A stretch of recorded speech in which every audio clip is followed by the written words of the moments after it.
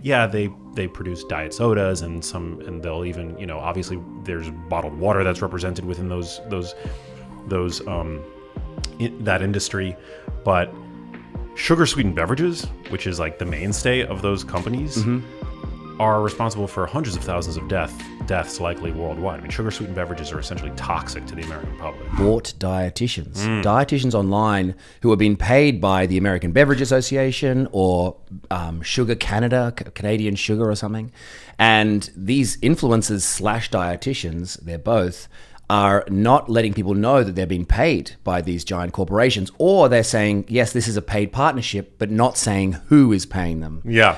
And I feel like this is an issue, and one that you would understand very well, given your position. Yeah, totally. So there was, just to give some context, there was this Washington Post article that came out very recently, and it was written by, I think it was like 3 journalists, but one of them, Anahad O'Connor, is somebody whose work I'm familiar with. He's like a very well-respected New York Times journalist, who I guess has been doing some pieces for the Washington Post, and he, in collaboration with this other organization, decided to analyze all of these different influencer-created TikTok videos and videos on Instagram.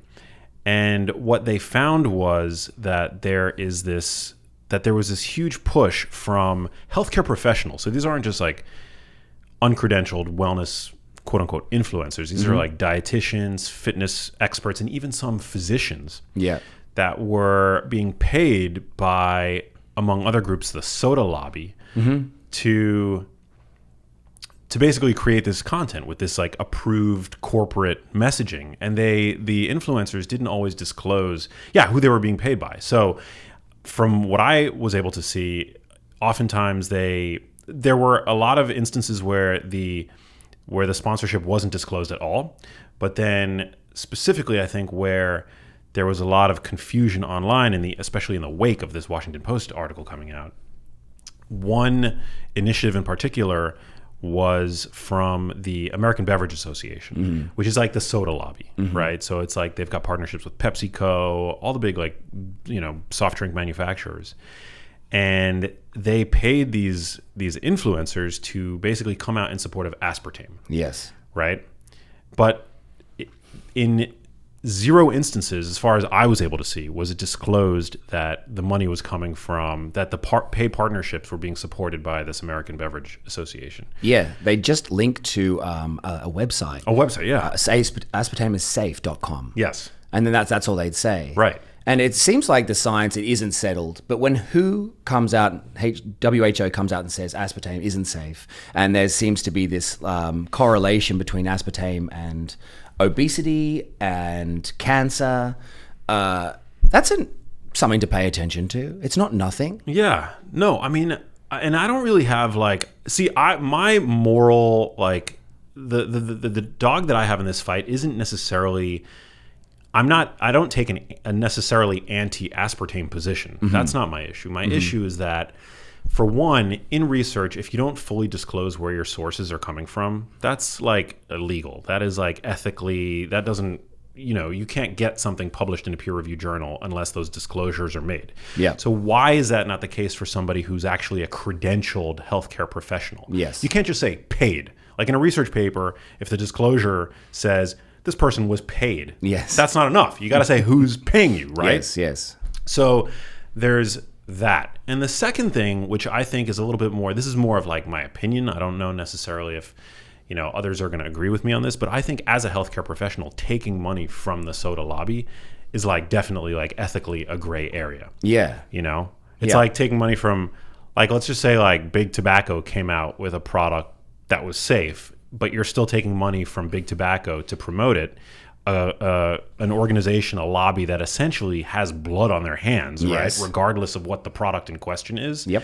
I think for a healthcare professional, it's like a bit of a gray area because we know that they produce diet sodas and they'll even, obviously there's bottled water that's represented within that industry, but sugar sweetened beverages, which is like the mainstay of those companies, are responsible for hundreds of thousands of deaths likely worldwide. I mean, sugar-sweetened beverages are essentially toxic to the American public. Right? Yes. So people are trying to wean themselves off it by drinking aspartame sweetened beverages. Yeah. And they're clearly drinking a lot of them. And I think that's what the correlation is. It's like people who are drinking aspartame aren't just drinking a Diet Coke per week. We're talking about like a lot of it that's probably having this effect on them. But it's interesting in the health and wellness, realm. There's always a few different contexts, and one of the contexts that a lot of these dietitians and influencers were talking about were that they're out to take away the shame element of food. They're out for people who have maybe eating disorders and creating content for them, saying it's okay to eat sugar and don't cut sugar because it'll cut back on your cravings, or it'll increase your shame if you cut back on sugar.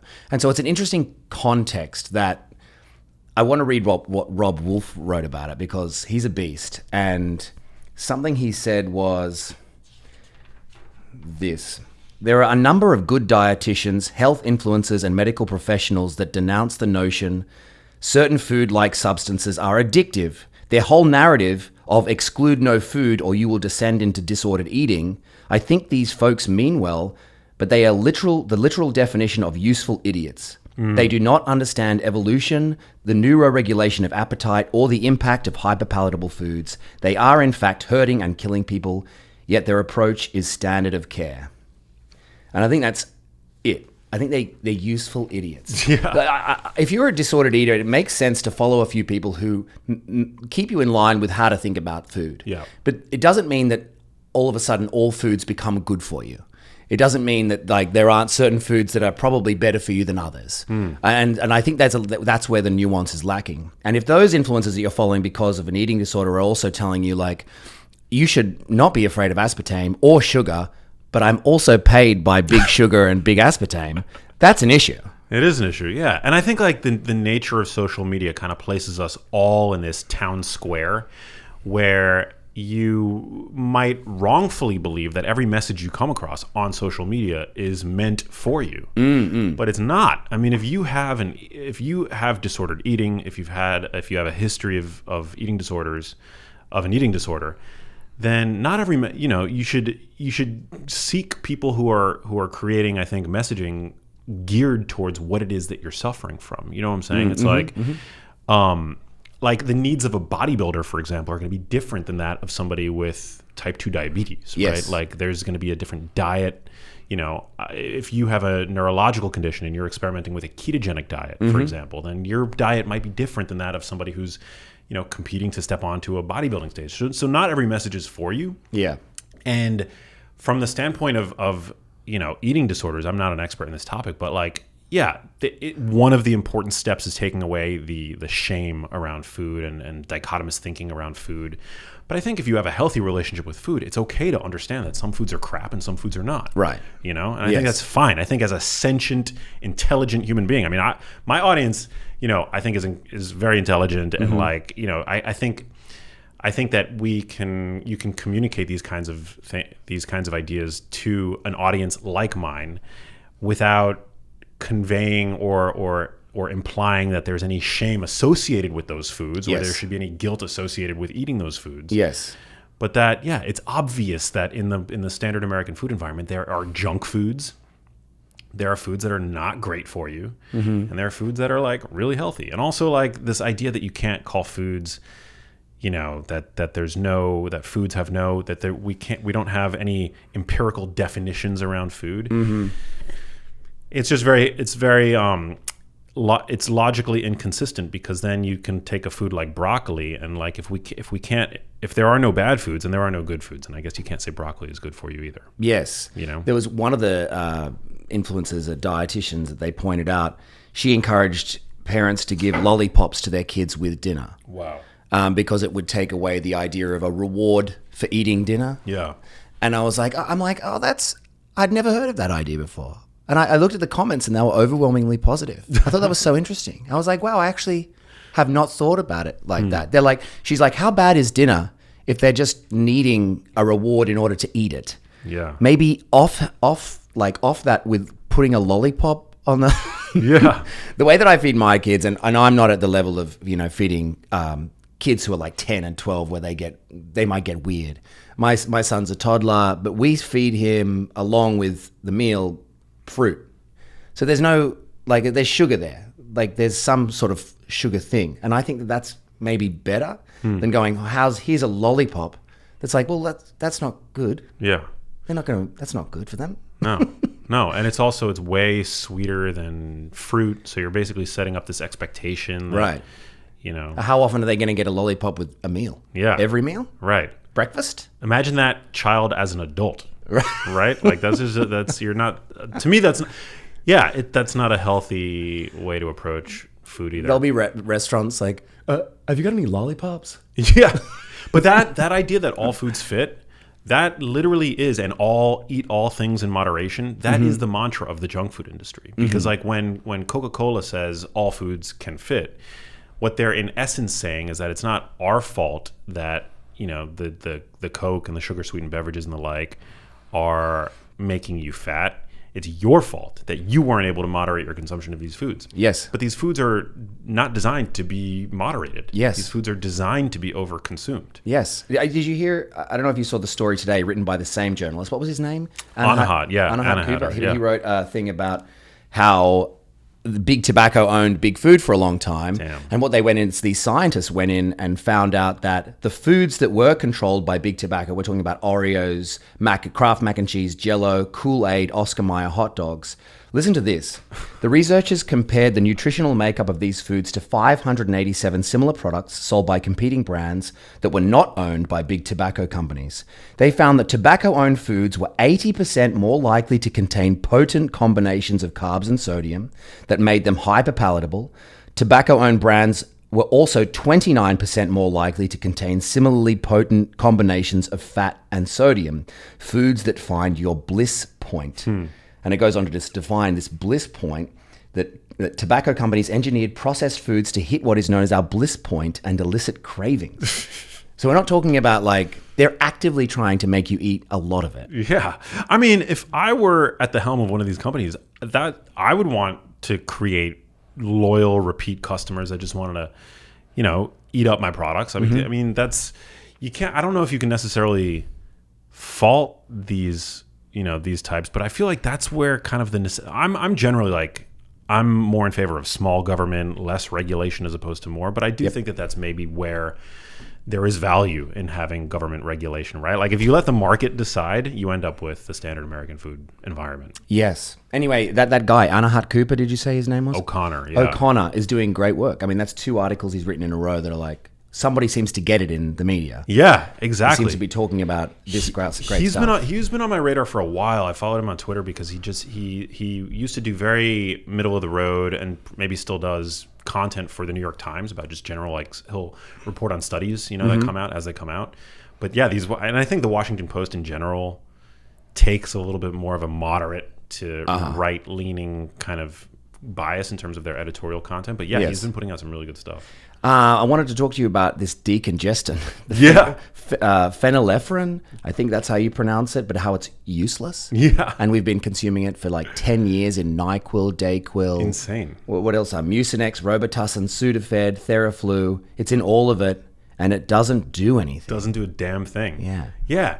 I mean, people love to hate on the supplement industry because they believe wrongfully that there's no regulation, right? The supplement industry, for the most part, regulates. I mean, there is a degree of self-regulation, but also, I mean, I have friends that have supplement companies, and there's definitely regulation. You can't make, you know, you have can't to make claims. You can't make crazy claims. Yeah.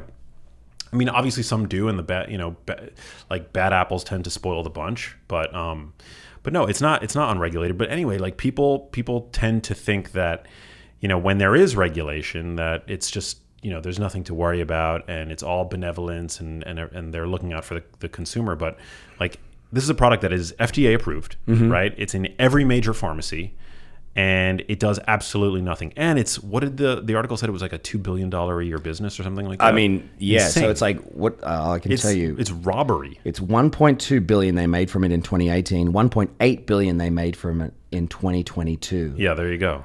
So highway huge amounts robbery. of money, but they're basing this decision off data from 2007. That's really, really old. Yeah. So they've known about this for a long time. Yeah, I mean, when I posted this on my Instagram stories, I have a friend who's a medical doctor and he's a PharmD, so he's like he's a doctor of pharmacy. And he said he learned in pharmacy school 20 years ago that it's a worthless product. And it came on the market when they realized that people were starting to make meth out of pseudoephedrine, which is actually effective. Right. But you have to now go and get that from behind the pharmacy counter, and you have to show your ID and everything. Right. And so they created this replacement product, which does nothing. Right. And yet it's allowed to sit there on shelves and make claims, right? Yep. It's able to make claims somehow that it's a decongestant. It doesn't do anything. And they're not taking it off, by the way. They're not taking it off. It's not going away. So even after all of this reporting, they're like, oh yeah, it doesn't work. And they're like, well, the manufacturers, they're still not going to remove it because it would be costly to manufacturers. Have you ever taken it? Oh yeah, I mean, because when you got a cold, and you're just like, just knock me out. Like, just put me to bed. And so you take the NyQuil, and then... I don't know, but it's not working apparently. Yeah, but NyQuil definitely works. I mean, it puts you to sleep. Yeah. Not a good sleep, you wouldn't imagine. No. NyQuil, I believe, has that ingredient that they use in like Benadryl. It's like an antihistamine, but those drugs, that drug is in a category of drugs called anticholinergics that routine use of those drugs is associated with higher risk of dementia. Oh, wow. So it's not good. You generally want to avoid those. Like Benadryl, I think it's Dramamine. There's like a sleep aid. It's all the same. They tend to use that drug in for a lot of different applications. I have a confession to make. I recently traveled to Hawaii with my 2 sons, and having a 2.5-year-old on a plane for 6 hours was hell. It was hell. It's hell. Here's this thing about it. It's hell for them because they're like told to sit down in a seat and they want to move and they want to run around. They're on a plane. And it's hell for you because you got to stop them. It's hell for everyone around you. No one is enjoying this entire process. And somebody goes, I was asking other parents, like, what do you do? And they're like, drug them. Like Phenergan. It's a thing. And I'm like, Phenergan? Anyway, so I look it up and I see this thing like, NyQuil will do it. So anyway, I went to the pharmacy. For the way back. This is amazing. For the way back, I was like, there is just no way. It was just so bad for everybody involved. I should just put him to bed, put him to sleep. And so I went and had a look, and I bought NyQuil, and I came back, and we looked it up, and it's like, no, not for a 2.5-year-old. It's like you can only give it to people when they're like 6 or above. Oh man. And so, I felt awful. I felt like I felt really bad. But that's really smart, actually. I mean, to do that in the rare occasion that you take like screaming, your baby's just like won't give it up. They won't. They want to run around. Like I've never seen a kid like. So he was standing on the chair, and I've never seen this before. But he's trying to climb the chair, and then the chair. I've never seen this before, but the chair just fell off the bottom of the chair, and I'm like, what is going on? And I'm like, I looked at my wife and I go, never again. That's like the life jacket. But we're going to Australia for 14-hour flight. Oh my God. In December, and I don't know how we're going to do it. So this is the techniques I've heard for the parents out there who are wondering, like, how do you do it? Yeah, here's some techniques. I hear you stop screen time for 2 weeks before, but you say on the plane, when we go to Australia, you can watch whatever you want. And there's another one where you go to the 99-cent store and you buy toys and you wrap them as gifts and you give it to them every hour. Just a new gift. Like a little toy, and it just keeps them right there engaged. Because that's the thing. Like if they're always watching screens and just give them screens hoping that they're going to give in, they're not going to give in. They're going to want to run around. Yeah. My mate who has a 5-year-old said, I put him in nappies too so that he doesn't have to get up and go to the toilet. Isn't it terrible? Yeah. Don't have kids, Max. I mean...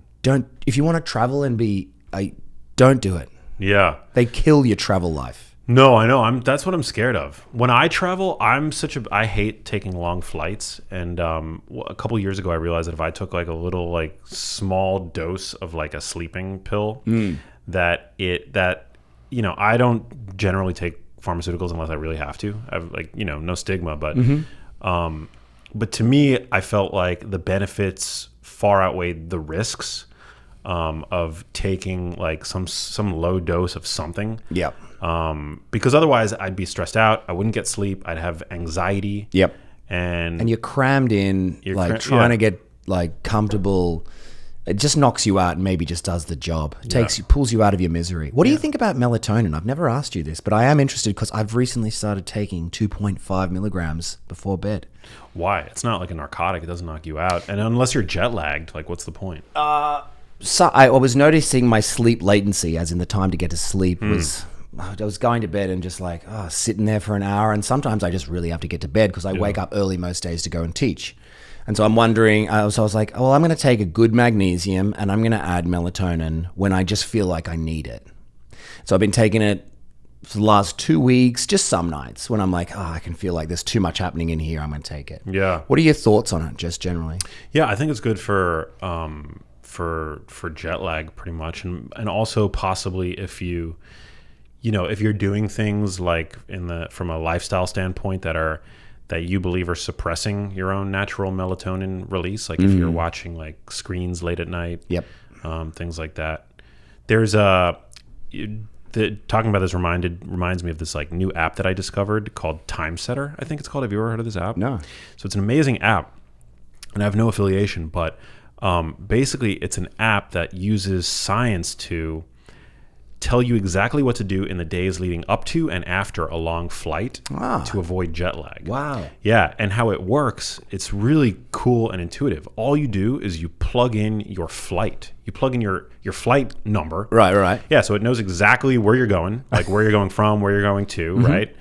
And it gives you like this incredibly detailed schedule. Wow. And it uses melatonin too. Like you have the option. You can either use melatonin or you can opt out of using melatonin. But yeah, that's like I think the best. That's smart. Yeah. What they can do, I think, they wake you up at a certain time pre-flight, as in like the nights leading up. You can wake up at a certain time and get light on your face, like any light, and it starts to set the rhythm of the place that you're going to. It's so cool. Yeah, it's wild. You can use caffeine too. Right. Because caffeine, in a way, acts on your brain almost like bright light. There was a study that came out a couple of years ago that found that it had the ability to shift your circadian clock. Yes. Similar to bright light. So, yeah, it's super interesting. So I don't really use melatonin like, deliberately unless it's for that. For like jet lag. I mean, I do have some general like sleep cocktails downstairs that like will have some melatonin in it here and there, but do you think it gets in the way, it inhibits your natural production of melatonin? Would that be a problem with it? That I don't know. I don't know, but because what I'm taking is 2.5 milligrams. I've heard Ben Greenfield speak about this, where he takes like 100 milligrams in a the thing up butt. What's it called? He puts melatonin up his butt. Yeah. I mean, that checks out for the flight, like after the flight, the jet lag, and then he goes and I'm like, that is the most wild amount of melatonin I've ever heard of. I didn't know that was a thing.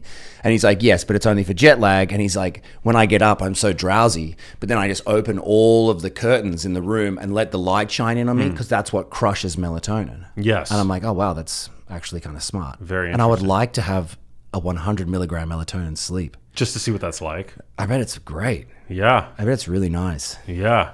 I mean, melatonin's really powerful. It's not just a sleep aid, but it's essentially like a fountain of youth that our own brains produce. Right. It's anti-cancer, it's antioxidant. I believe there was something that I read a couple months ago where they found that light on the skin creates melatonin like in our cells, like not just in our brain, but that in our cells, like create it as an antioxidant. Yeah, and then it'll be used later. So it's creating melatonin. The light's creating melatonin, and you can use it later to get to sleep. Is that the deal? Something like that. Yeah, it's fascinating. It's like a whole like world of And I wish I could recall specifically like the mechanism, but I'm so glad I asked you about melatonin. I'm only going to take it. Yeah, it's pretty dope. I mean, I got sent this like sleep cocktail that has a little bit of theanine in it. It's got tryptophan in it. It's got like 1 milligram of melatonin, and I found it works pretty well. But I have no idea which ingredient is responsible for whatever like sensation I feel. What about GABA? Do you ever take that? I've heard that that's good. GABA, yeah. I remember there was a supplement that I was trying that had some GABA in it, and I looked into it a little bit, and I think I found some like preliminary evidence that it might help with sleep, but I don't know. There's a question of like whether or not these exogenous neurotransmitters cross the blood-brain barrier, right? And I don't necessarily know that it's been measured in humans outside of like outcome trials where they give people GABA and maybe that the intervention group will go to sleep faster or have higher quality sleep or whatever. But for example, something that you hear repeated a lot in our space is that serotonin, 90% of our serotonin is produced in the gut. Well, gut-derived serotonin doesn't cross the blood-brain barrier. So it's actually the majority of the time when you hear this in relation to, well, we've got to take care of our gut health to support our moods. Yes. And then they cite that statistic about serotonin being created in the gut.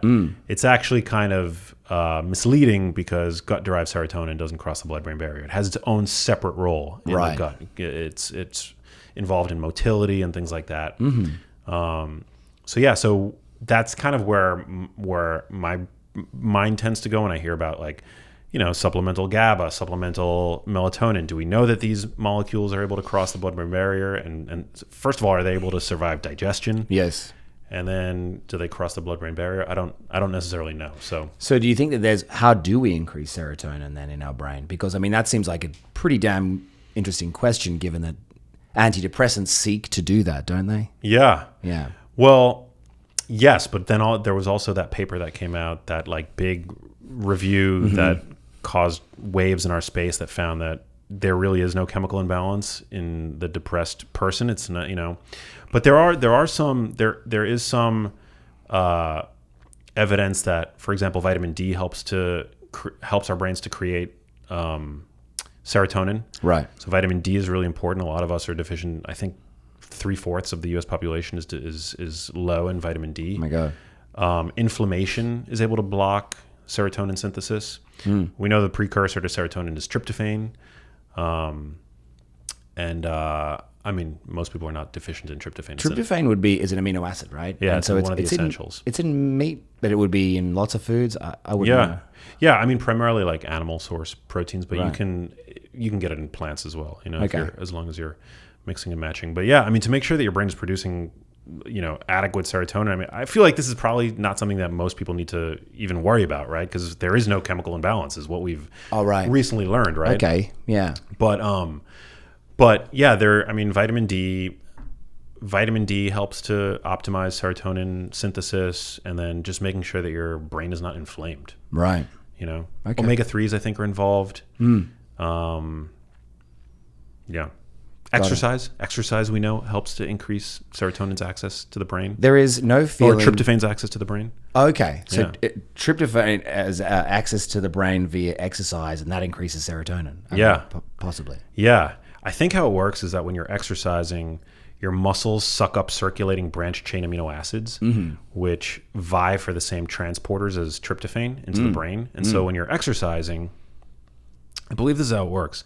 Your muscles actually suck up the branched chain amino acids, leucine, isoleucine, valine, and that allows tryptophan essentially easier entry into the brain. Wow. And that's one of the reasons why we experience fatigue essentially with a long duration workout, because it's like we're flooding our brains with serotonin. And it's like when your brain is being flooded with serotonin, you don't necessarily want to exercise with the same intensity, right? Yes. I was actually thinking about that the other day. It's almost like a sedative. I lead fitness classes here in West Hollywood at a place called Training Mate.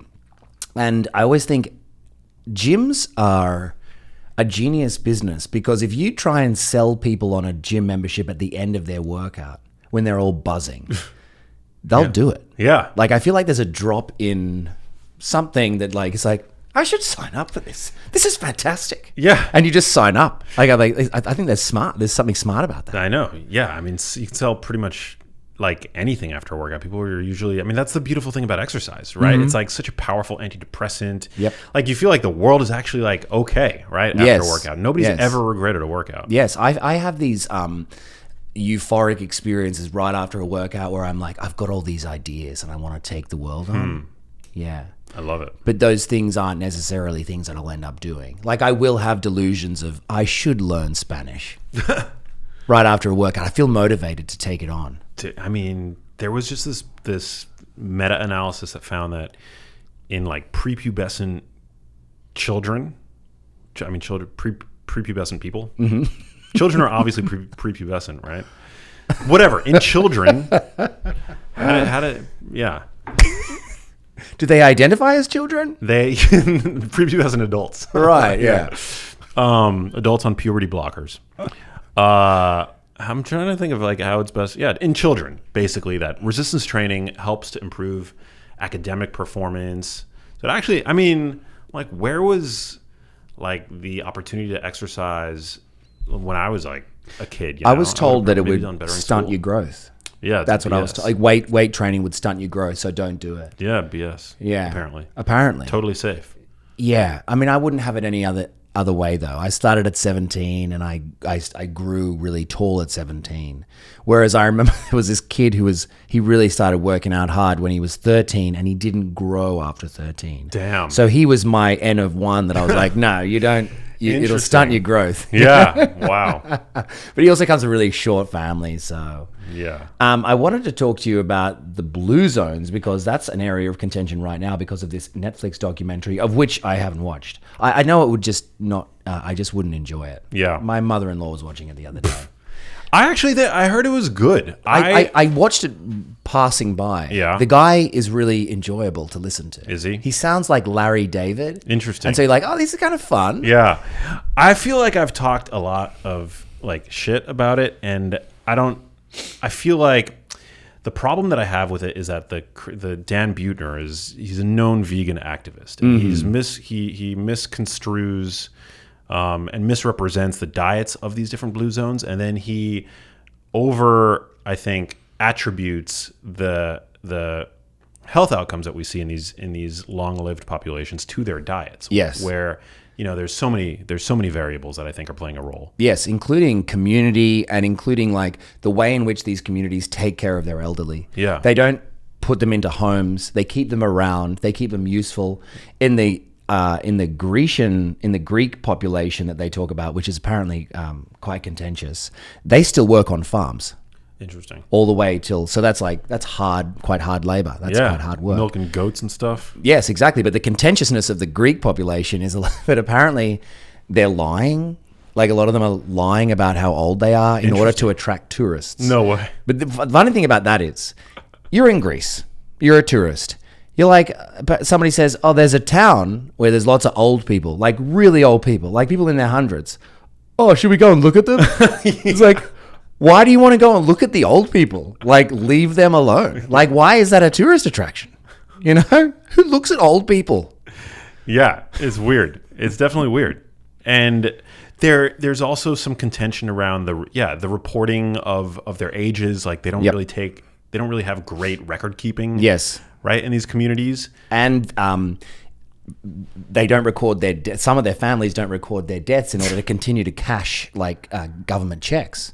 Interesting. It's wild. Whoa. When you look into it, you're like, oh shit. Like these people are really thinking about it. Yeah, wow. I mean, obviously, like in Loma Linda, which is in the United States, they're, I think, a bit more diligent about that. They are, yeah. Because they're Seventh-day Adventists. Yeah, they're Seventh-day Adventists. And they're all like vegetarians and incredibly active. Yeah. And then like religious communities are known to increase longevity too, or just having a spiritual belief and a meaning. Exactly. Yeah. Few people realize this, but Loma Linda University is a Seventh-day Adventist school.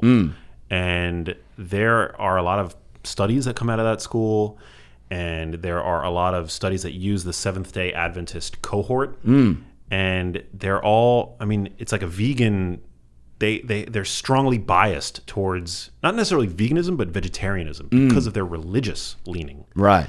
And so there are even, I'm not going to name them, but there are people in our space, like medical, credentialed medical experts who come out of that university. They're from, if you see like Loma, they're, former faculty at Loma Linda University in the CV of a health expert that you're following. Yep. That's a strong indication that they have a vegetarian bias. Right. They're coming from through that system. Yeah. And they won't sleep with you on the first date. Likely not. Second or third. Yeah. Not sure you want, the men have lower sperm quality. Oh, there you go. Yeah. There you go. I also wanted to talk about, because in the blue zones, Hong Kong isn't included. Right. And they seem to have a lot of centenarians and a lot of meat ingestion. Eat a ton of meat. And Iceland too. And they're not included in the blue zones for no particular reason. For no particular reason, yeah. There was, countries where people eat more meat per capita, they tend to have longer lifespans. So there was this paper, that looked at 175 countries, and they found that meat consumption was associated with longevity, even after controlling for things like GDP, which, kind of makes sense. Like the wealthier a country is, the more protein they're going to eat. Protein is expensive. Yep. But it just completely defies, like if we're matching, epidemiology to epidemiology, well, the blue zones are, right there. That debunks this notion that the more meat that's consumed in a given community, Yeah. They're obviously living longer. But even in these blue zone populations, it was reported that they do eat much more meat than Dan Yeah. Buettner reported. He said they eat 2 ounces every month or something, and they actually eat 3 ounces a day.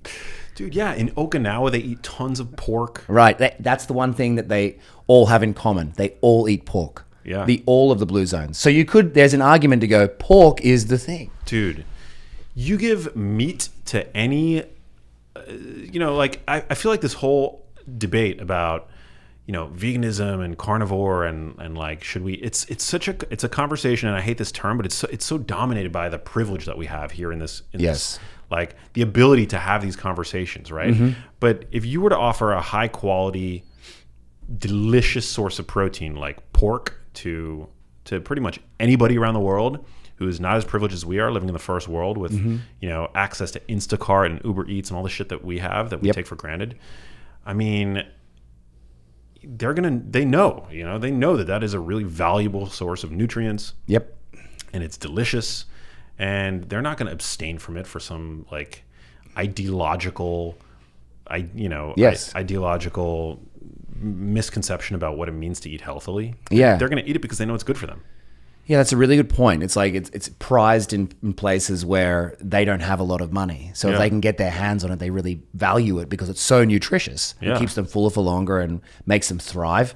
And so we're in a population where we're all quite wealthy. I think you only have to make $32,000 a year in order to be in the top 1% population or 1% of the wealth holders of the world.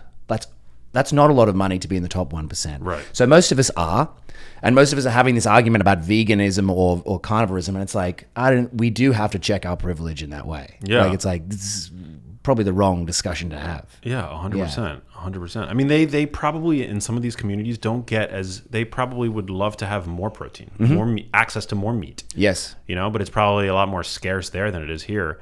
Because, one of the things that is well conserved, I think, throughout human culture is that protein is the most expensive, right? Yes. It's the hardest to cultivate. It takes years to cultivate, right? In the form of animal protein. Yep. Like it takes years to raise an animal. And it's just a lot cheaper to fill up on grains and all of like these subsistence crops. Right. And so, I think like to demonize protein is just something that, or animal protein is something that it's just like, it just reeks of like our Western privilege. Yeah. Speaking of Western privilege, how often do you think about the Roman Empire? I don't really think about it. You don't? Not even okay, so just out of interest, because I am fascinated by your brain, subliminally, what do you think about? Like, does anything pop up historically that you think about, like, you don't even mean to think about it? Because that's what's going on with this Roman Empire thing. People are subliminally thinking about it. They're like, oh gosh, I think about it all the time. Well, give us some context. So there was like a meme. There's a meme going around. It's a trend, like of people filming their boyfriends and asking them, like, how often do you think about the Roman Empire? And men are like, a couple times a day or once a week, or I'm a couple times a week. I don't even know why. And somebody's like once a month. I had a follower send me a video of her husband. She was filming him there in England. And she goes, how often do you think about the Roman Empire? He goes, a couple times a day. She goes, why? He goes, because this road is long and straight. And that's what the Romans came up with. They were they invented cement, and they built these roads that were long and straight. And so when they took over Britain, right, they were like, why are these roads winding up hills like in no particular direction? So the Romans built these long, straight roads that he still drives on to this day.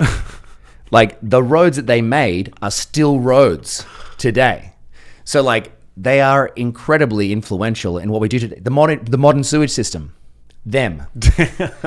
Every time you take a dump, there are the Romans right there. Thank the Romans. Thank them. Carrying it away. So that, and as well as that, if you're any type of religion, like if you're a Christian, like you think about them. Like Jesus was at a time when there was a Pontius Pilate, he had to go to him, and the Romans were involved. Yeah. So you think about, they're around. I never think about no. Maybe this is But I am interested in what you do think about subliminally. Like, what is going on in that head? Man, it's definitely not the Roman Empire. Like, do you mull on science? I actually thought that this was like a big joke because I don't think about it. But No. So is it? So dudes really do think about the Roman Empire like all the time? Apparently, particularly maybe even Gladiator is like that movie. Yeah. Lives in men's heads. I've never even seen Gladiator. It's a great movie. It's Ridley Scott, obviously Russell Crowe as the lead. Yeah. And it's a story about I think for me at least, if I was to watch it now, the Gladiator, Russell Crowe is like the head of the Roman army. Yeah. And his child and his wife are assassinated. And I should watch it. then he seeks revenge. Gonna watch it And tonight. you're like, any man would go, yeah, I would get in. I'm angry about Yeah. that. And I think it lives in people's heads now. Whoa. I was a big fan of the movie 300. Yeah. Similar? Some people think about Spartans often. That came up. Yeah, interesting. The Spartans were, in the movie, they say the Greeks were boy lovers. They mock the Greeks. But actually the Spartans were also boy lovers. Interesting. They all both had so the Spartans would go off for days on end. 100 days, I think they'd spend out in the wild in order to haze them. But they'd take with them a young boy.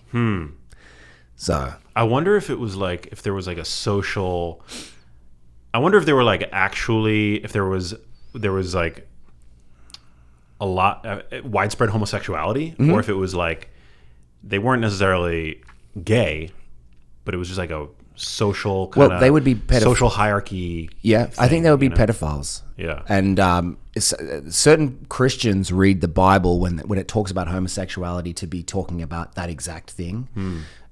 Because there were people in highfalutin Roman society who had boys, and that they're actually not talking about adult homosexuality, they're talking about pedophilia. Interesting. Yeah, there is a certain reading of it that's that. Wow. Yeah. Wow, we really got into it. Yeah. We went from Roman Empire to pedos.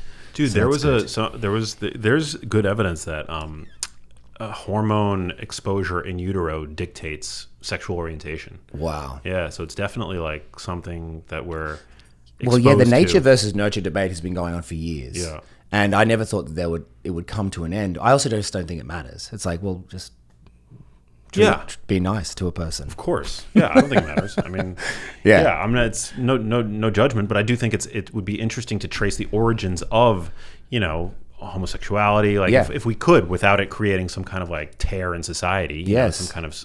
And in utero, like Yeah. we're talking about, you're a piece of Yeah. bacteria. Yeah. And that's when it's all decided. Yeah, and Very also like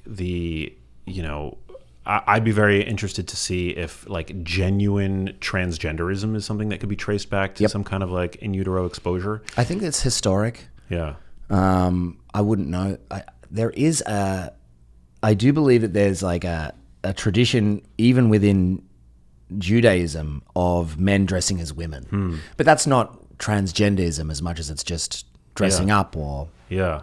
I dress up. Yeah, people dress up all the time. All the time. Yeah, and have throughout. I don't like enjoy it in a kinky way, but I don't not enjoy it. Yeah. Well, imagine. So, are you familiar with the concept of the singularity? No. Like Ray Kurzweil and all that stuff. So there was like this notion, or this belief, I guess. I mean, I guess in some camps it does kind of take on like a quasi-religious undertone, but that eventually, given the exponential rate at which technology advances, and how technology gets exponentially faster and more capable, but also exponentially smaller, that at some point it's inevitable that we're going to be able to interface with our technology in a way that is seamless. Like right now, we interface with our technology in our palms, with our smartphones and our fingertips. Yep. Right? But eventually it's going to be something that you can interface with completely With thought. seamlessly with your thoughts. Yes, right? yes. And so some believe, like Ray Kurzweil, that eventually we're going to be able to, and I'm not saying that I want this to happen or that it's possible or whatever, but he anticipates there being a time where you'll essentially be able to upload your consciousness into some technobiological substrate, right? And you'll be able to just be in the cloud, right? We'll leave this wetware behind, Yes. our aching, defecating, decaying bodies, right? Yes. And you'll be able to upload that which is Luke Cook into some technobiological substrate, right? And Yes. then in that space, you'll be able to embody whatever the hell it is you want. You want to be a dolphin for a few years, you could be a dolphin. You want to be Wow.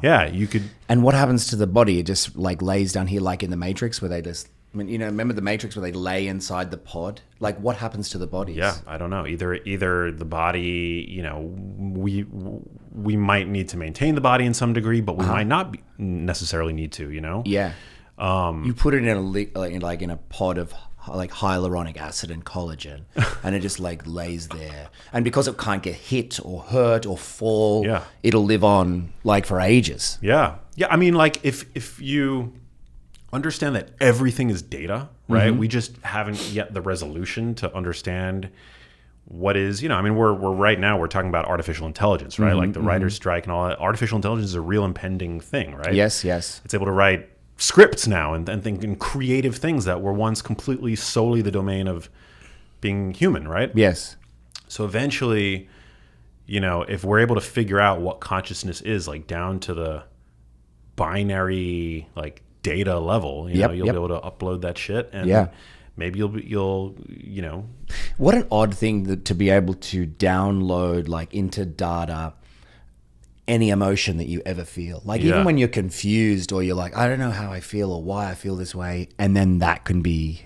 Yeah. I'm not saying, by the way, I mean, just to some people, this is like a utopian vision. Right. I think it sounds dystopian, and I'm not saying that this is something. I think it sounds like the Matrix. Yeah, totally. I wanted to talk to you about this one thing because I think it's fascinating, and it also gets people interested in like.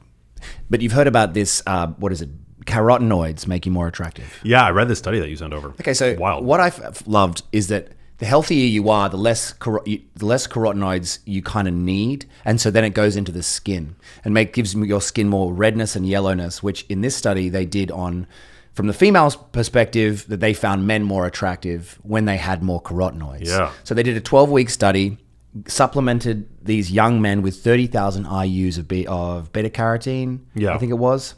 And after 12 weeks, they have pictures. These guys do look redder and yellow, or just at least more color. Yeah. And within nature, it's a thing, particularly fishes and birds, that women or females are more attracted to the males when there's more color in their skin. But it's a sign of health because you don't need so much of it, so the carotene goes to your skin. I thought it was awesome. Super cool. Yeah, I hadn't seen that. And it's like, so basically, they gave these college students. Yep. First for class credit, by the way, which I thought was really cool. Yeah, right? College students, it was there was an intervention group, 20-something people, control group. They gave the intervention group beta carotene, which is found in sweet potatoes and carrots and grass-fed beef, in the fat of grass-fed beef. And carotenoids, they make your skin essentially. It's a way to like tan. It's like an internal sort of tanning. It's like a hue. Yeah. And there was this perception that they were more attractive at the end of however the study. The picture is incredible. Yeah, it's that super they show. interesting. Yeah. Like the guy really does look more colorful, and women thought they were more attractive after just supplementing with carotenoids compared to placebo. And then they said that it didn't make them generally healthier though. Right. Like the semen quality was the same, or like whatever. I love that they measured semen quality. That was that was kind of And odd. they also mentioned in that how they did that. Did you read that? Yeah, they sent them home with like they have 3 pictures of naked women. Yeah. That they used from another study about what was more attractive to men. Yeah, I tried to go into that study and find the pictures. I couldn't find anything. Yeah. I looked into it too. Yeah. Like, what are these photos? Yeah, it was from 1999. Also, yes, and they did it in LA. They took women and they said, "We'll give you $50 to pose nude to figure out like what's more attractive to men." And that I'm like, wow, what a casting! Right. Like you're like, you really getting naked for $50? We're going to find out if you're hot to men. And also, like, I don't know when this study came out, but it was like, 2017 or something. 2017, yeah. I mean, for your average college student now who has access to the craziest porn, that has ever existed in human history, to send them home with, like, photos of a naked woman from 1999, it just seems like... I think, like, if I was to watch porn, it'd probably be that time. Like, that would be my time. Yeah. I just like it. I like it nice. You know, I don't like it too wild. I don't know if you heard about this, but on Pornhub, the head of Pornhub was saying that they don't use really attractive females anymore because guys don't care about that, or people who watch porn don't care about that. They like fetishes now. So they're not interested in really attractive women having sex. They're interested in fetishes more than anything else. Whoa. Which is interesting. I wonder what the fetishes are. I guess it varies state to state, I think. I'd say feet stuff and butt stuff. Feet stuff and Fetishes, to me, that's what they mainly are. Yeah. And the smack, spankings and things like that. Yeah. I sound like a real prude. No, I'm not. Feet stuff, no. I mean, I don't think anybody that follows you on social media would take you for a prude. What about do you have any point of view on feet? Yeah, it's a fetish. I can't wrap my head around it. I don't really understand it. If it gave pleasure to my wife, I would absolutely be into it. But since it doesn't, and I'm just sitting there licking her feet, and she's just like, I'd prefer that you didn't do that. Then I don't really like it. I appreciate all. I think it's kind of weird. I feel like today people almost are incentivized to wear their fetishes. Yes. We live in a weird time, right? And I'm not sure how I feel about that aspect of that sort of conspicuous fetishism that seems to be so rampant today. Yes. People put it in their bios and things like that. I think it's very weird. But that being said, I think consenting adults should be able to do whatever the hell they want. I'm all for.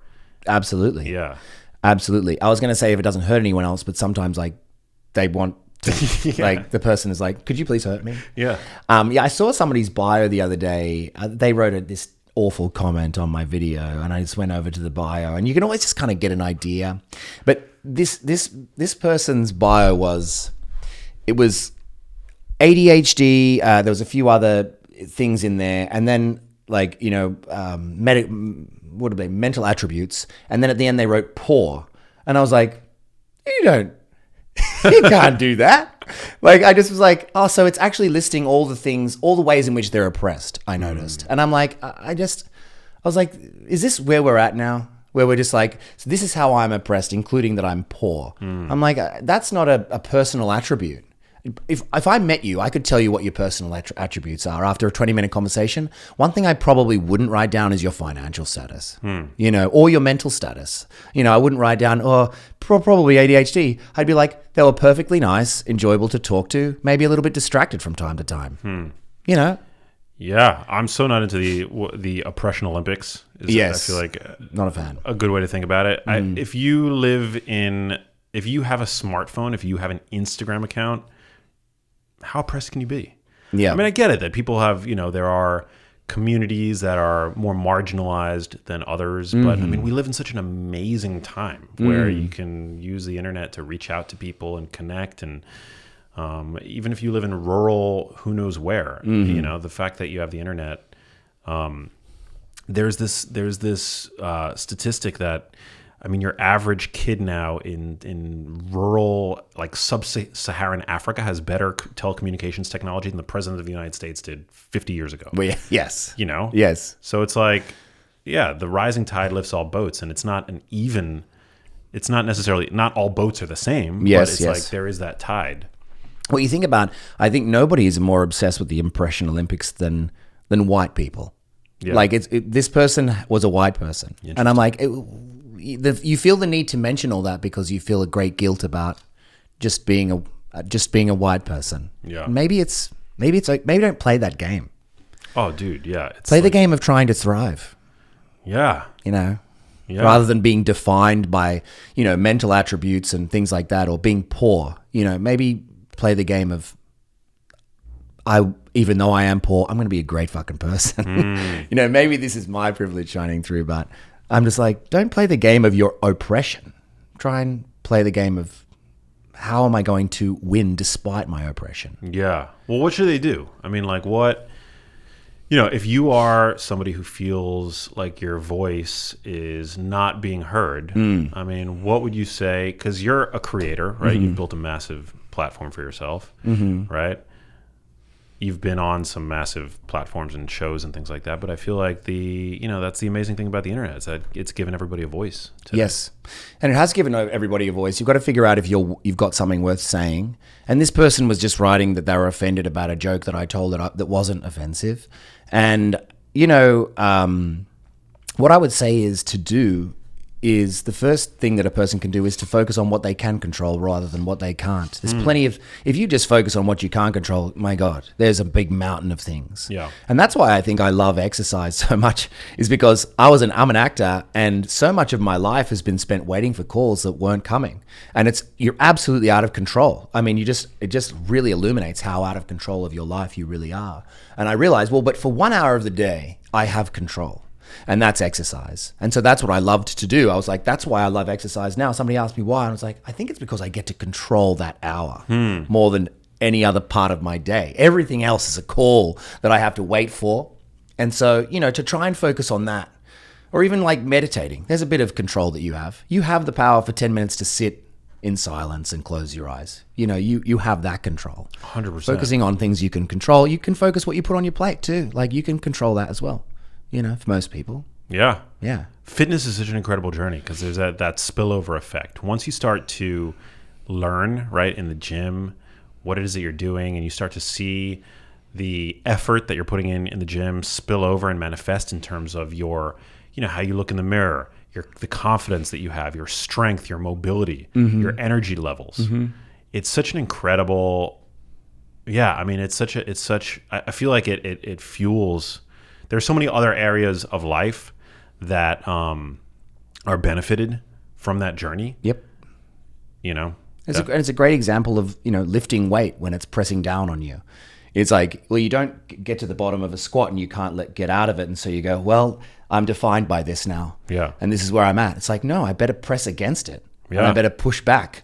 And I better lift it. And I better prove to myself that I'm strong, that I can be strong, and that I build over time how strong that I'm getting. I'm getting stronger, not even knowing it, just by pressing against something. Yeah, it's a great analogy for life. It's like pressing against things, lifting them over time consistently has great rewards. Yeah, and even if you can't do like a pull-up, right? Like if you can't do a pull-up, you don't start trying to do a pull-up and then get discouraged when you can't do the pull-up. Right. You start with the lat pull-downs and you go for a lighter weight, and then maybe you do approach the pull-up bar and you do negatives, like assisted, or you go to the assisted pull-up machine. So there's all these different ways to approach, going about getting to that eventual goal, which is to do the pull-up.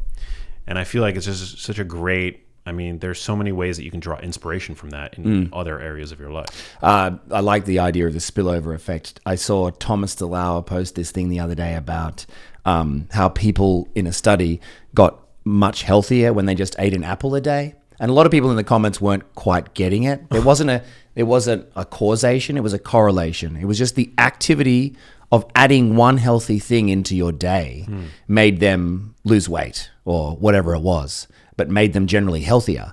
And I think that is the deal. It's like just one thing. Like if you can focus on, okay, so like you love eating junk, but it's like, okay, eat a carrot and an apple too, and just see what happens. Just try and add one of those in a day. And just, what space does that fill in your appetite? What does it do to your body? How does it change it? How does it make you feel?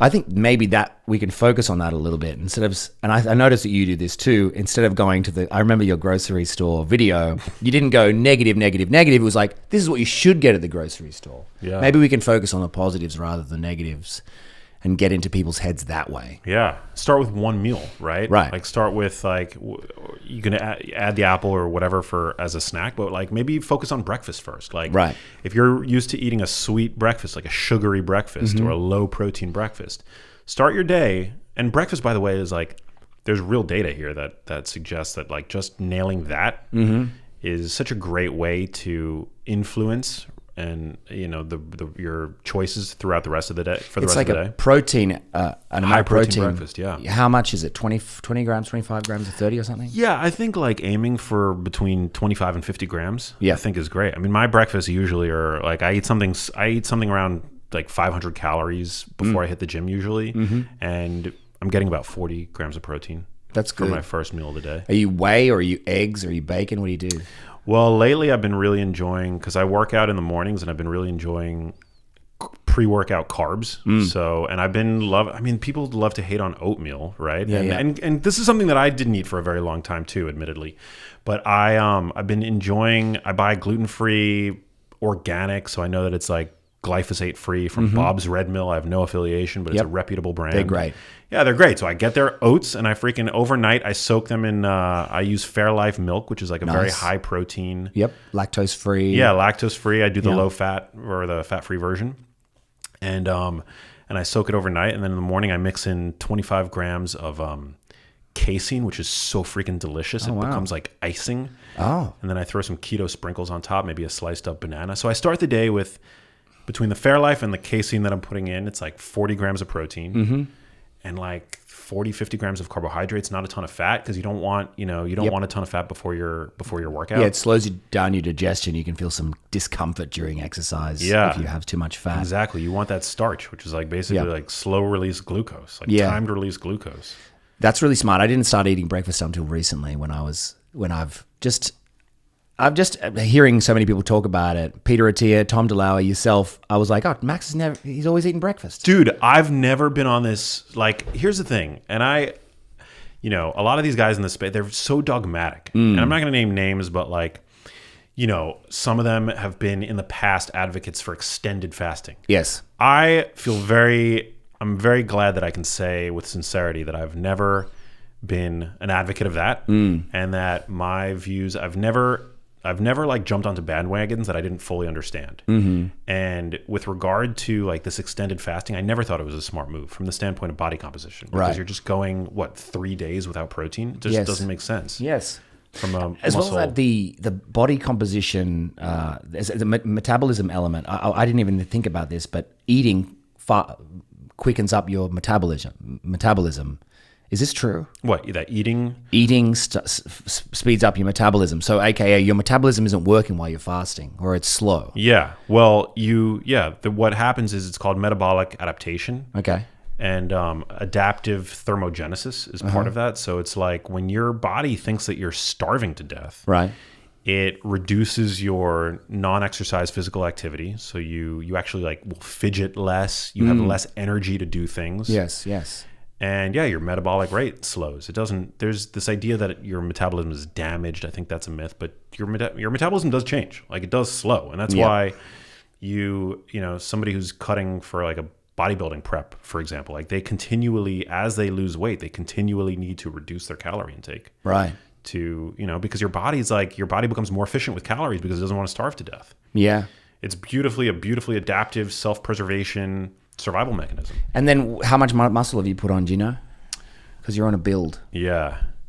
Well, from like when I was like at the peak of like my cut, where I got to like 9% body fat and I was about 176 pounds, I'm currently about 186 pounds.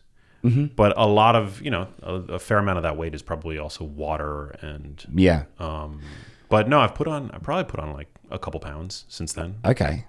I mean, have you ever done the body composition thing where you hold onto the sides of the doctor's office? Those are really great. They tell you how much muscle you've put. Oh, that's right. I think you have posted that. The InBody, my gym has one, so I get to use it. Yeah, they're decent. And so I put on some fat. I've put on probably some muscle, and I've maybe put on some water weight. But I'm an obsessive step walker now. I have this watch, this bloody Garmin, and I obsess. So when I miss, so the other day I left my watch at home and I was teaching, and in 3 hours when I teach out of 3 classes, I probably walk about 7,000 steps. That's pretty good. So that's a lot of walking, and sometimes I'm even walking because I know I want to get it up. Right? What body fat are you typically at? I don't know.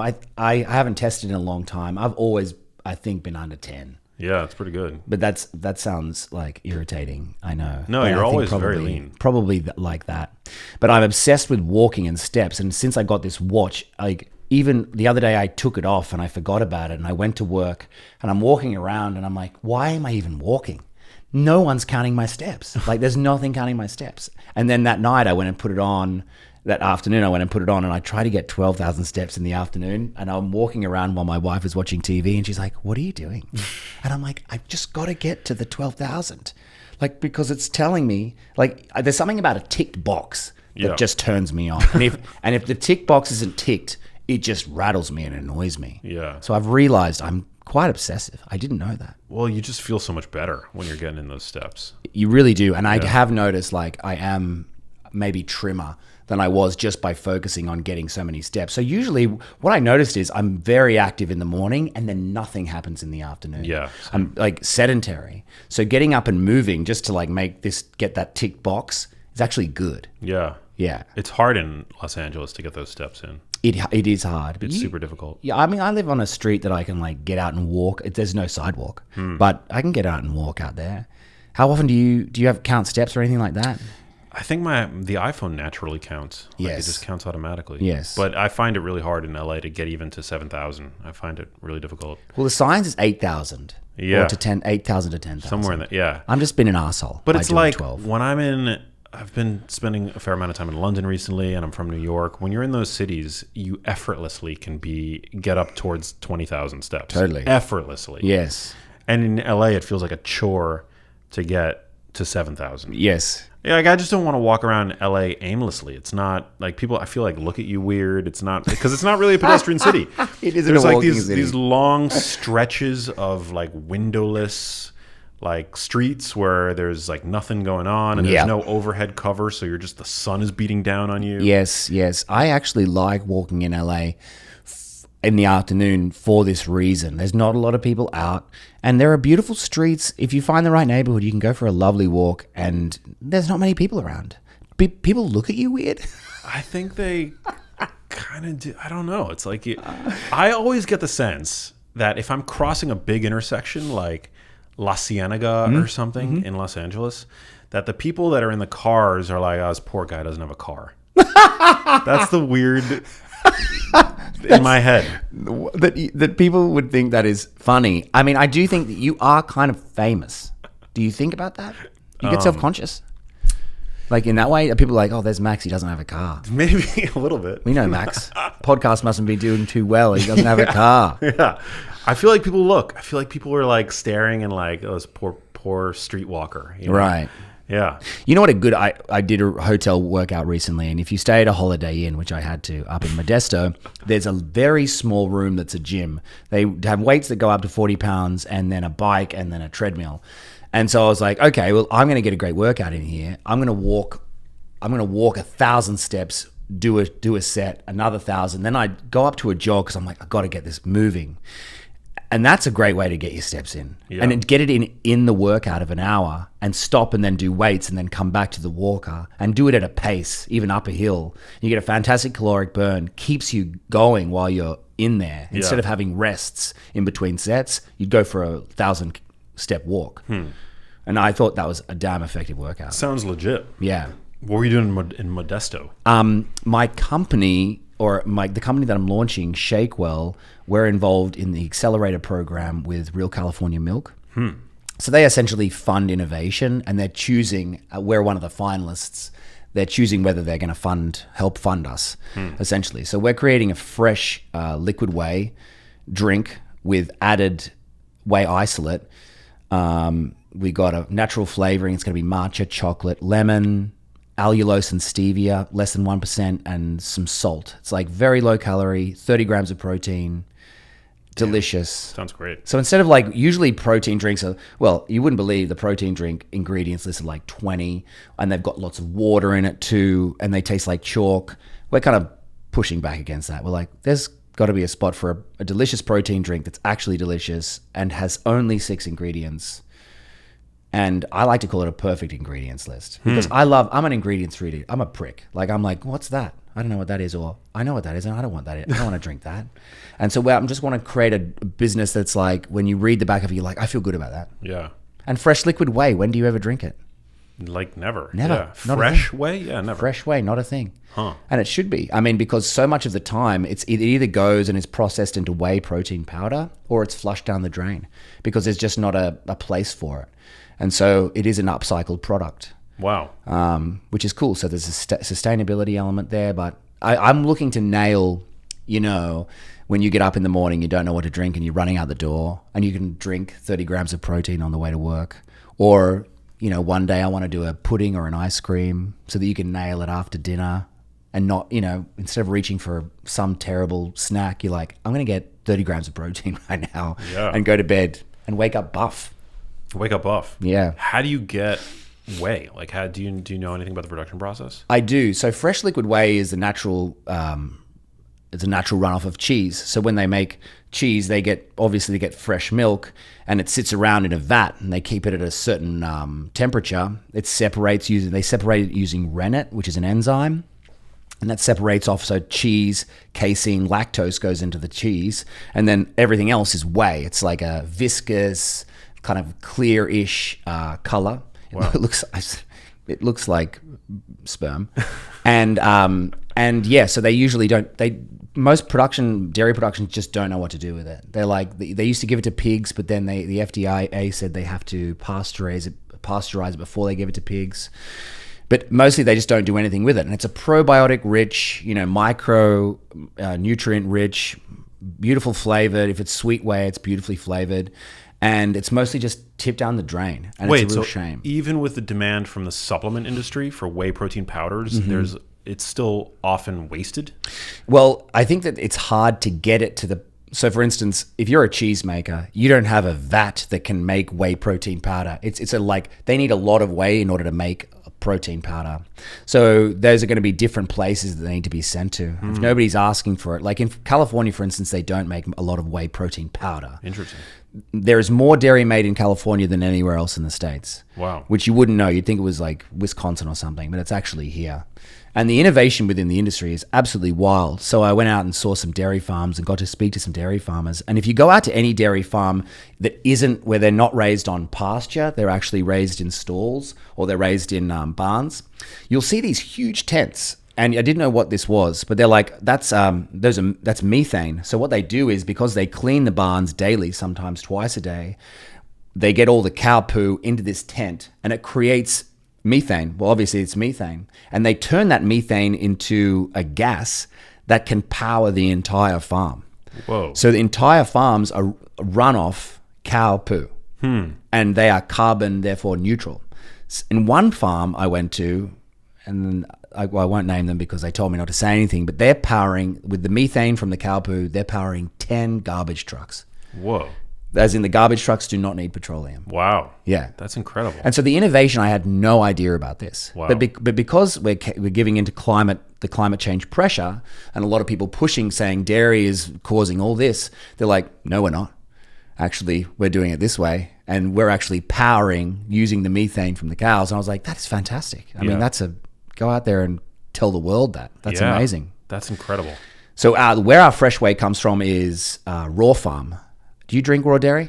I've had it. I don't regularly drink it, but yeah, it's good. It's a bit more expensive. Yeah. And so I was intrigued by this. So I went and watched the process, and they are absolutely meticulous, which they need to be in raw dairy, because there is no pasteurization in order to kill off problematic enzymes. And so they wash the cows from the top, wash the cows from the bottom. A person goes through each cow and wipe, they spray a sanitizing acid on it, then they wipe it down, then they wipe it again and check for mastitis and check for any blood, and then they do it. And I'm like, well, that's crazy. That's a lot of work on every cow that they have to bring in.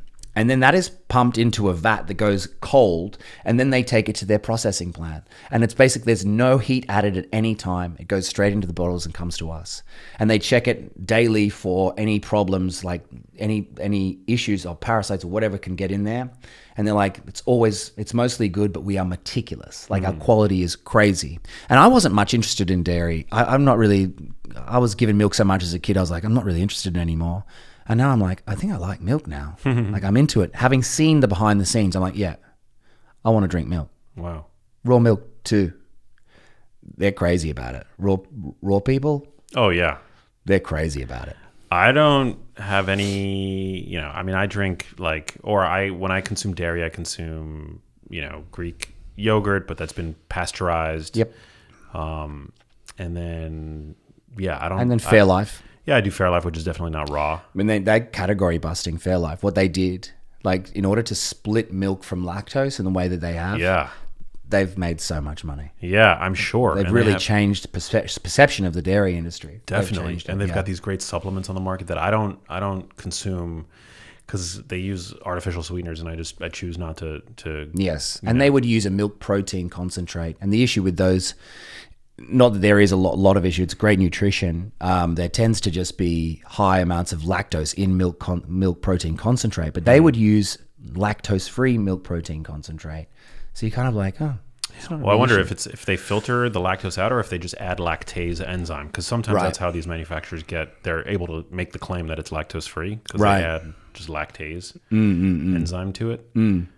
So for somebody who's lactose intolerant, what that is essentially they don't create the lactase enzyme, which breaks down lactose. Yeah. Do you eat a lot of whey? Yeah, I do a lot of whey protein. I do a lot of dairy. I was like essentially off dairy for years, and I was reading more and more about the health benefits of dairy. I was reading more and more about the misinformation surrounding the potential health, like negative effects of dairy. There's a lot of like misinformation out there. There's a lot of people will make the claim that dairy isn't quote unquote clean. There's all this like weird marketing messaging around it, and I think a lot of that comes from the industry that's creating these plant-based alternatives. Right. Yes. And which are nutrient void, by the way. There's nothing about them that's really great. No, ultra processed, nutrient void. I mean, maybe from a mouthfeel perspective, some of them get close, but I mean, I want to optimize for nutrient density, and I also don't necessarily want to give these like mega corporations my money. Yes. When like who knows what goes into the production process of like these ultra processed industrially refined products, right? Yes. You're just supporting these like proprietary formulas, and it's like, And so, I had to challenge my own biases, and I started integrating more dairy, and I felt great in doing it. I'd been doing whey for a long time. So whey was the one dairy, because whey isolate is like very pure, Yes, so it didn't incredible. Whey isolate doesn't have any of the components that otherwise might steer a person away from dairy. Yes. There's no casein in it. There's no lactose in it. Yeah. So whey isolate is something that I've used for a while, but then I started bringing back like the yogurt and the, and even whole milk. I was doing like unsweetened almond milk for a while, and then I realized that whole, or like even fat-free milk is like, it's so much more nutrient dense. Yeah. And almond milk, even when it's unsweetened, still has a bunch of other stuff in it usually. Yeah. Like that, they add things, and you just like, that's what I'm realizing getting into packaged goods is that the claims on the front of a box will be so different to what you see on the back. Yeah. So for instance, with a protein drink that is very popular, right? I'll call it muscle milk. So somebody, a client of mine who works out with me said, hey, I tried whey and I've been feeling digestive discomfort. I go, okay, could you send me what was it? And they sent me the ingredients list, and I'm like, well, there you go. Yeah. I mean, you can't blame like whey for the problem that is you have 20 ingredients list here in a box of powder from muscle milk. And I was like, but it's so unnecessary because people are buying it for the protein content. Right. They're buying it for the claim on the front. Yeah. So why would you add in canola oil? Like, Yeah. I just don't see how it benefits anybody except for the manufacturer, of which there's just so much filler in this protein. Yeah. And so people are, for a long time have misconstrued. They're like, I think I have a lactose problem. It's like, no, I think you've got a product problem. Yeah. Have a look at the back of that. Don't just read the claims. I think they're doing something about that, actually. That the front, they're maybe moving ingredients to the front of certain bottles and things like that. I'm like, that's great. Yeah. So people can see straight away and actually be encouraged to look at that. Greater transparency. I Yeah. think the RX bars really kind of kickstarted that Very initiative. smart. I don't really eat those, but No, I don't. But Why don't you eat it?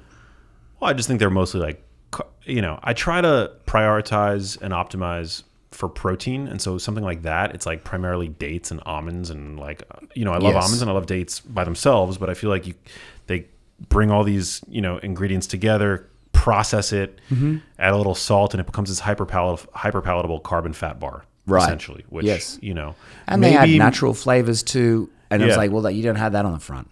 And I always feel like that's misleading. a little bit, yeah. I'm like, so you've got there's 3 blueberries and things they put on the front. I'm like, yeah, but natural flavors on the back. You Yeah. don't put that on the front. Yeah.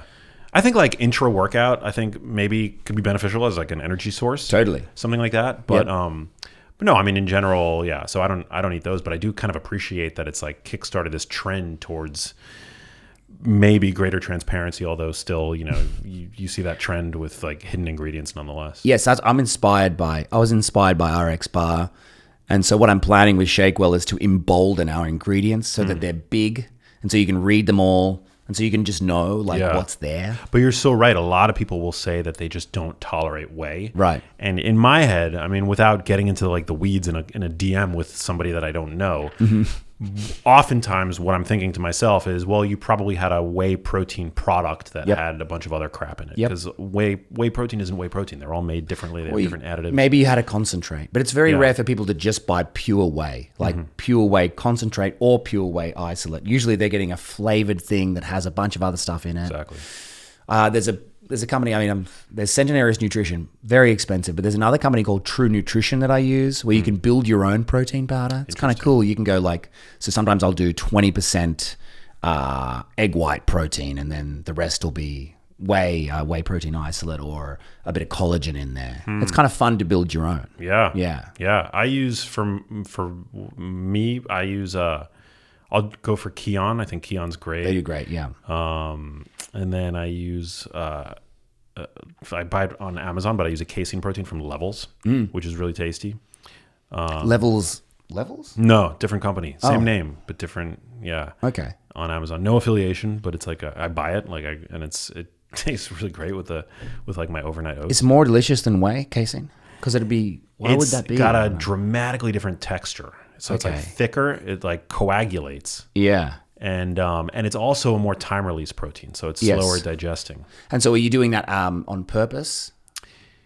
Like, is it mostly for the taste or mostly for the slow release protein? In the case of like the morning oatmeal, it's for the texture. It's a very different texture. If you've not had casein, it's much thicker. Right. Whey protein, once you shake it up, it's very thin. Yes. Yeah. Casein is very thick. It's like congealed. Yeah. And so you add it to something like an oats, and it takes on this like icing like consistency. It's super interesting. Okay, yum. And it's also potentially, I think whey is great any time of day, but I think if we're really like, splitting hairs, I think like something like casein is it's more time release. Yeah. It's like, it's slower digesting. Yes. Because it essentially coagulates in the stomach. I've heard people take it at nighttime, like, people who really want to gain muscle, take it at nighttime so that when they're asleep, there's still muscle protein synthesis happening. I mean, I don't think it matters. I think if you want to do protein before bed, whey is totally fine. Yeah.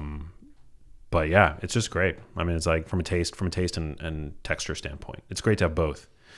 But whey is like a staple. And you look at any jacked person on the internet, assuming they're not vegan, like they're doing copious whey. Yes. It's also super cheap at this point. It is cheap. And it's so easy. That's the thing I like about it. You can mix it to some water and that's just it. Yeah. You just had 25 grams of protein in just like that. Apparently people were divided on whether or not like you should mix whey and water. Like some people think it's actually weird and or gross to mix whey and water. Oh, like as opposed to like milk? Yeah. Oh, I mix it in yogurt like you do, I think. Interesting, yeah. I do that and then water also. Yeah, Mag, I don't know what the issue would be with water. They think it's disgusting. Yeah.